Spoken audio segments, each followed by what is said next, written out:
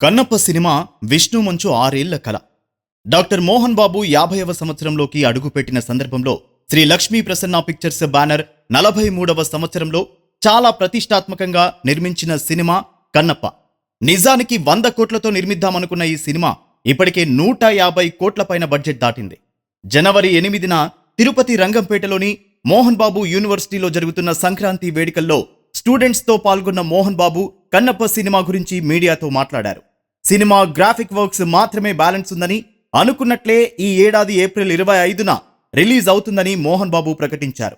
శ్రీకాళహస్తీశ్వరుడి మీద వచ్చిన ప్రతి సినిమా బ్లాక్ బస్టర్ అని, అలాగే కన్నప్ప సినిమా కూడా ఈశ్వరుడి ఆశీస్సులతో ఖచ్చితంగా ఘన విజయం సాధిస్తుందనే ధీమా వ్యక్తం చేశారు. కన్నప్ప సినిమా కోసం ప్రేక్షకులే కాదు, ప్రపంచవ్యాప్తంగా ఉన్న ప్రతి హిందువు ఆసక్తిగా ఎదురుచూస్తున్నాడు.